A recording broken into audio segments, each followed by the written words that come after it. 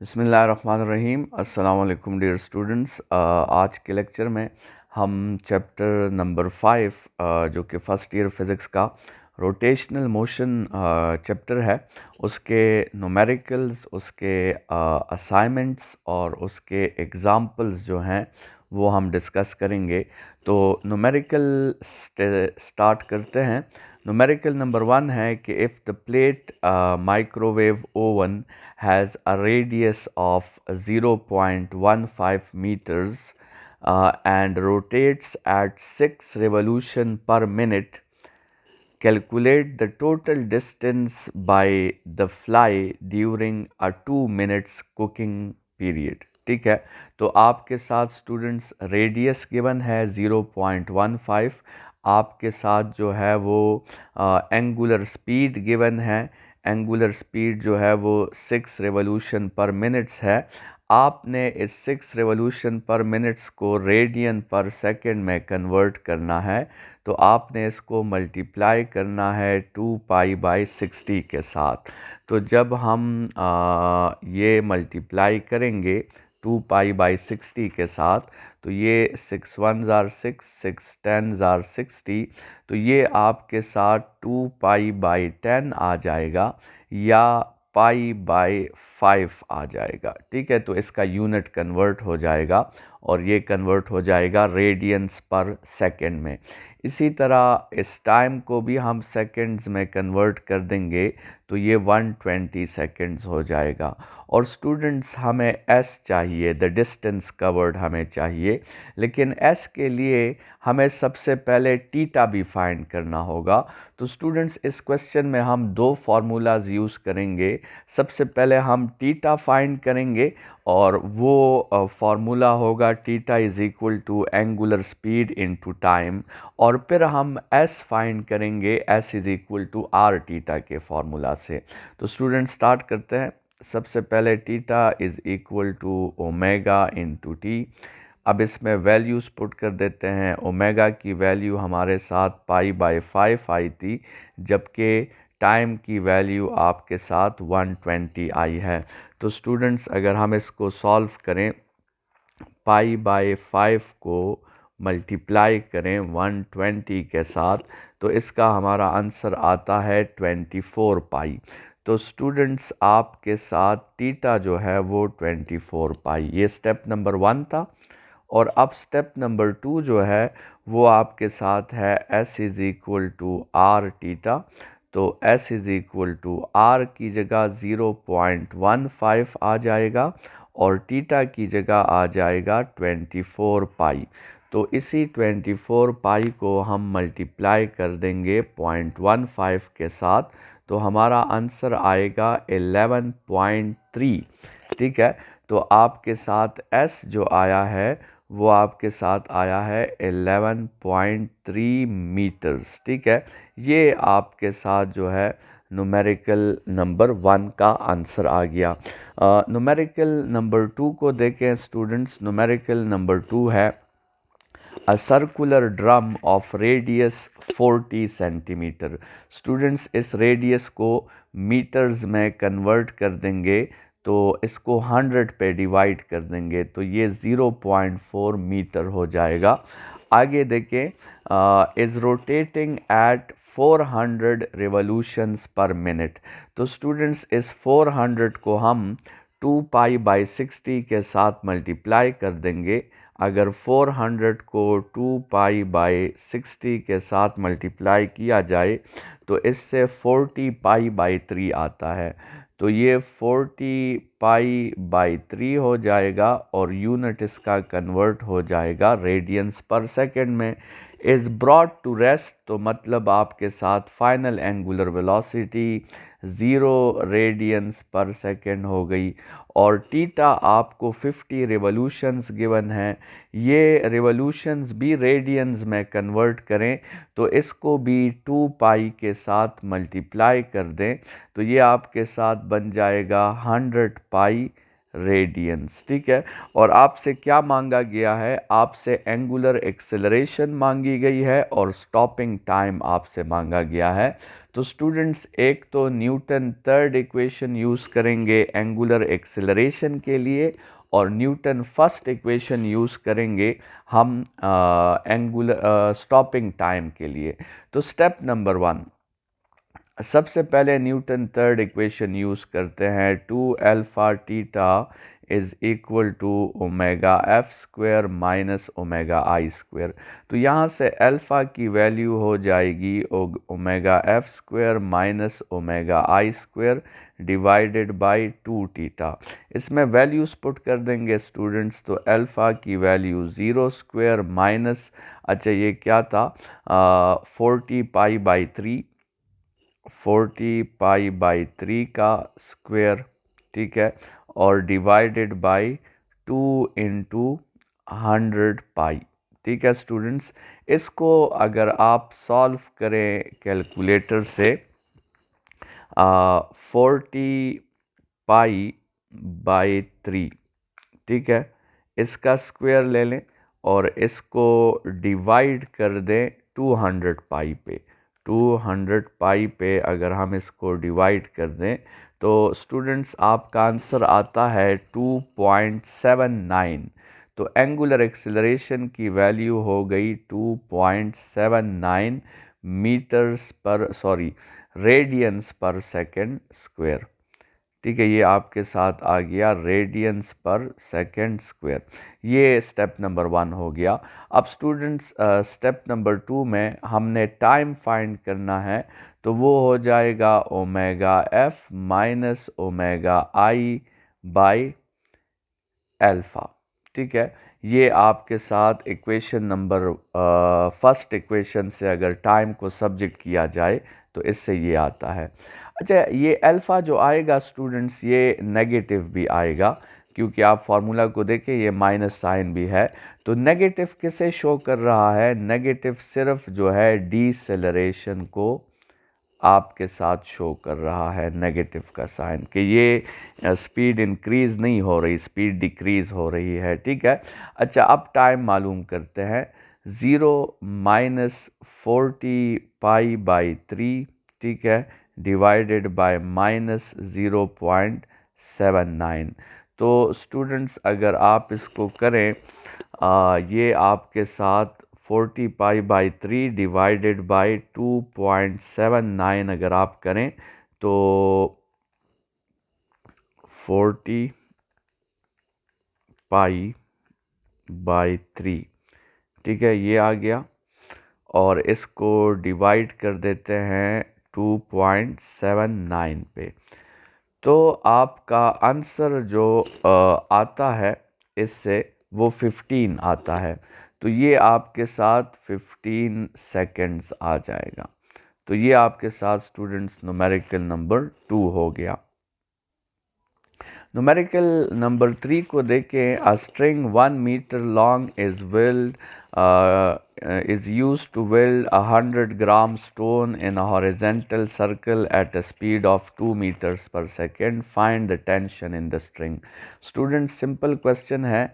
Tension जो है यहाँ पे सेंट्रीपिटल फोर्स को प्रोवाइड करेगा, और इसमें आप डायग्राम के ज़रिए समझें तो एक स्ट्रिंग है जिससे एक बॉडी को हम सर्कुलर मोशन देना चाहते हैं। तो यहाँ पे जो आपके साथ टेंशन का फोर्स होगा वो सेंट्रीपिटल फोर्स की तरह रोल प्ले करेगा। तो टेंशन के लिए हम फार्मूला यूज़ करेंगे mv²/r। तो स्टूडेंट्स, मास की जगह चूँकि 100 ग्राम है तो ये 0.1 kg बन जाएगा। आपने 100 ग्राम्स को केजी में कन्वर्ट करना है, इसको 1000 पे डिवाइड करना है, और स्पीड जो है वो आपके साथ 2 का स्क्वायर, और रेडियस जो है वो आपके साथ 1 है। तो अगर हम इसको सॉल्व करें तो 4 इंटू 0.1, 4 इंटू 0.1 से आपके साथ 0.4 न्यूटन आंसर आ जाएगा। ये आपके साथ न्यूमेरिकल नंबर 3 था। स्टूडेंट्स, न्यूमेरिकल नंबर 4 को देखें। The moon rotates around the earth in almost a circle of radius 282400 kilometers in 27.3 days. What is the centripetal acceleration? Students आपको रेडियस गिवन है, टाइम पीरियड गिवन है, centripetal acceleration आपसे मांगी गई है। इस क्वेश्चन को विजुअलाइज करें। आपके साथ मून जो है वो क्या कर रहा है, वो अर्थ से रिवॉल्व कर रहा है, ठीक है। तो आपको क्या गिवन है, आपको ये रेडियस गिवन है, ठीक है, और आपको टाइम पीरियड गिवन है। तो अब हमने क्या करना है, सेंट्रीपिटल एक्सेलरेशन फाइंड करनी है। सेंट्रीपिटल एक्सेलरेशन का फॉर्मूला है v²/r, लेकिन स्टूडेंट्स हमें v तो गिवन नहीं, तो हम v के लिए फॉर्मूला यूज़ करेंगे डिस्टेंस बाय टाइम, लेकिन डिस्टेंस में हम पुट कर देंगे 2πr और टाइम में पुट कर देंगे टाइम पीरियड। तो सबसे पहले तो स्टूडेंट्स हम जो है स्टेप नंबर 1 में स्पीड फाइंड कर लेते हैं, जिसका फॉर्मूला है 2πr डिवाइडेड बाय t। तो स्टूडेंट्स ये हो गया 2πr में हम पुट कर देते हैं r की वैल्यू जो कि है आपके साथ 382400 382400, और किलोमीटर्स भी है तो 10⁻³ भी कर देंगे ताकि ये मीटर्स में कन्वर्ट हो जाए। और स्टूडेंट्स टाइम पीरियड 27.3 डेज़ है, तो 27.3 और एक डे में 24 आवर्स और एक आवर में 3600 सेकेंड्स भी होते हैं। तो स्टूडेंट्स हमने डेज़ को सेकेंड्स में कन्वर्ट कर। अब हम इसको कैलकुलेटर से सॉल्व करते हैं। 2π इंटू 382400 इंटू 10⁻³ ये न्यूमरेटर आ गया, इसे सॉल्व कर लें, फिर डिवाइडेड बाय 27.3 इंटू 24 इंटू 3600। तो ये आपके साथ आंसर इससे जो आएगा स्पीड की वो 1018.64 है।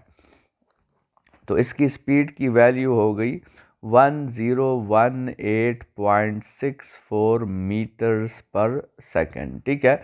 और अब सेकेंड स्टेप में हम सेंट्रीपिटल एक्सेलरेशन फाइंड करेंगे v²/r, ठीक है।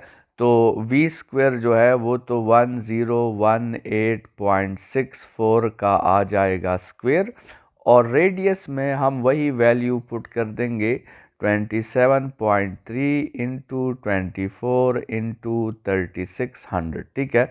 तो अब इससे सेंट्रीपिटल एक्सेलरेशन फाइंड कर लेते हैं। 1018.64 का square divided by 27.3 into 24 into 3600। तो स्टूडेंट्स इससे आपका जो आंसर आता है सेंट्रीपिटल एक्सेलरेशन का,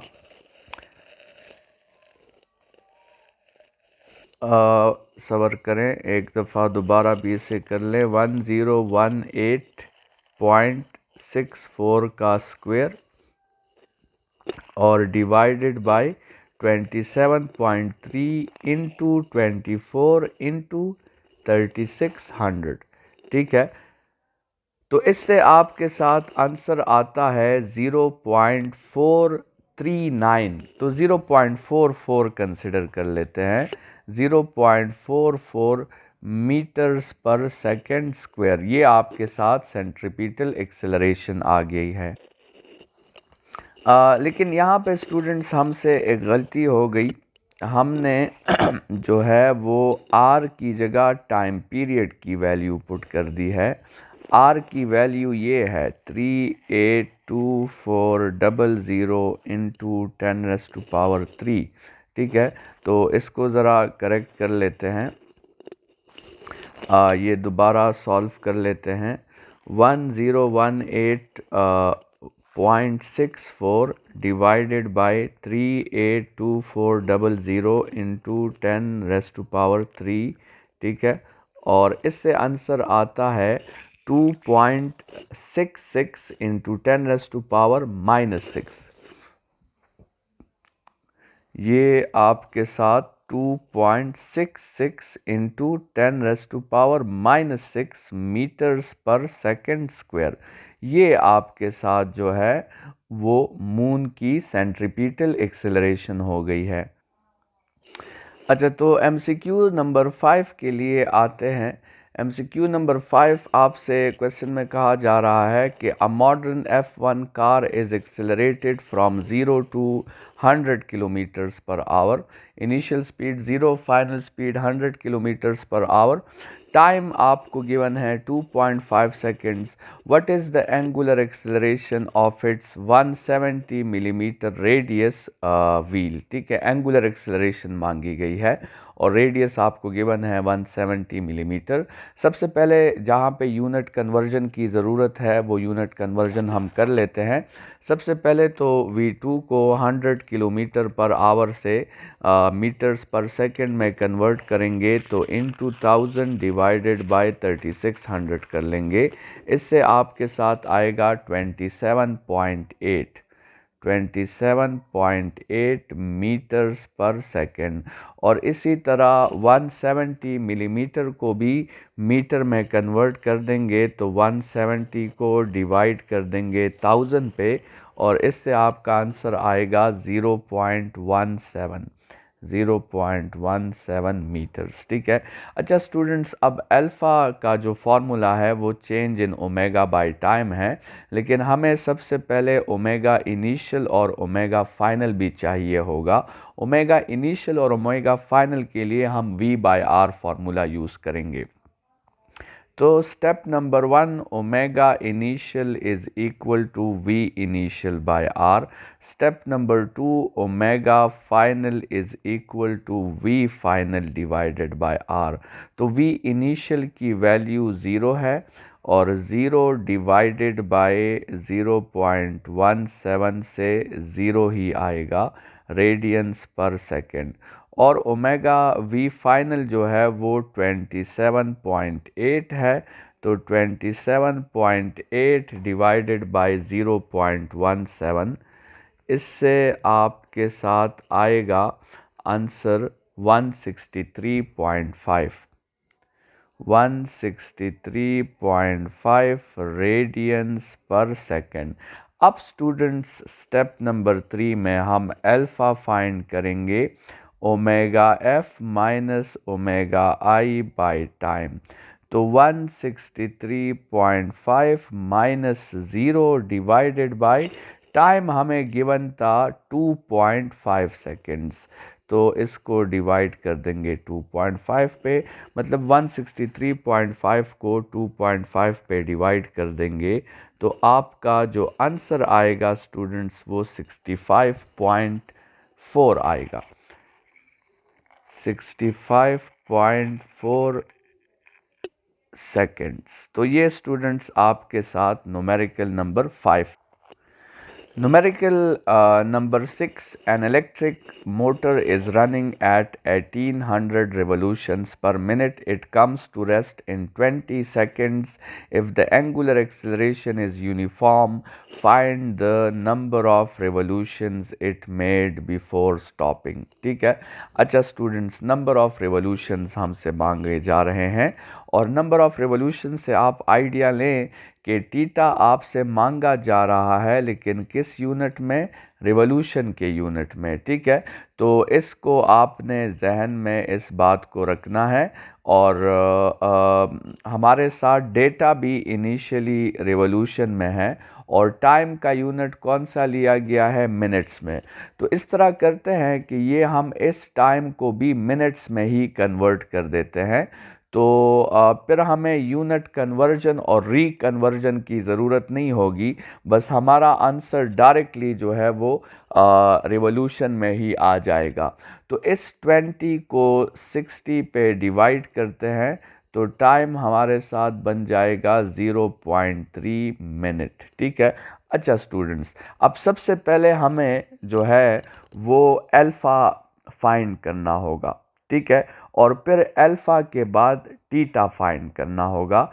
तो अल्फ़ा हम फाइंड करेंगे change in omega by time से और थीटा को हम फिर न्यूटन थर्ड इक्वेशन से फाइंड करेंगे। तो स्टेप नंबर 1 जो आपके साथ है वो अल्फ़ा फाइंड करना है, change in omega by time. तो उसके लिए final omega minus initial omega, तो मतलब आपके साथ आ गया 0 माइनस 1800, ठीक है। और टाइम आपके साथ क्या है, 0.3 है। तो ये 1800 डिवाइडेड बाय 0.3 से आपके साथ 6000 आ गया। तो अल्फ़ा जो है और माइनस भी आएगा, -6000, और इसका यूनिट होगा रिवॉल्यूशन पर मिनट स्क्वायर, ठीक है।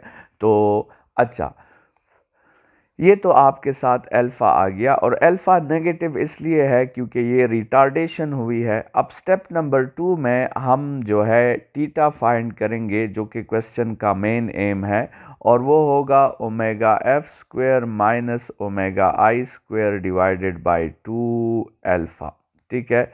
तो ओमेगा एफ आपके साथ 0 है, माइनस ओमेगा आई आपके साथ 1800 है, और ये 2 इंटू क्या हो जाएगा 6000, और माइनस भी साथ में होगा।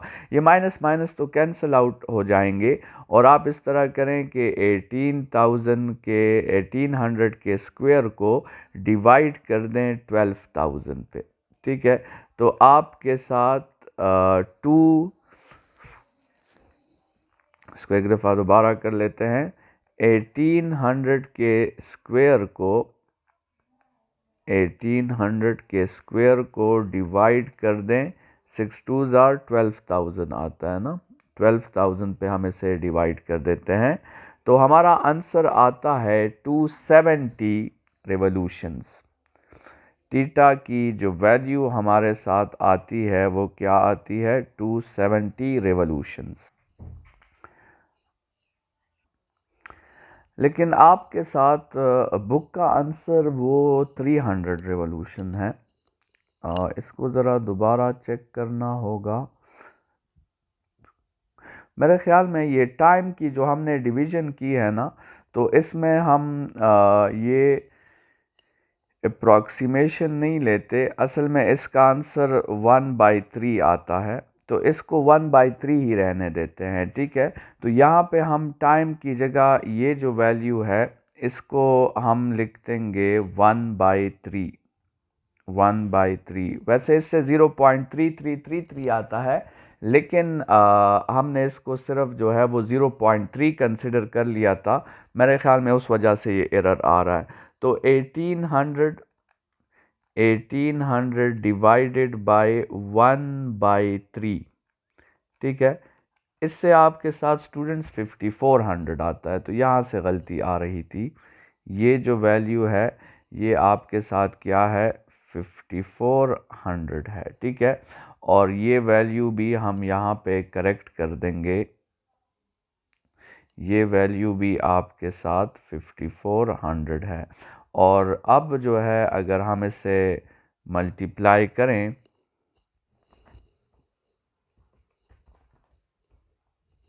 तो अब इससे स्टूडेंट्स 300 आंसर आता है।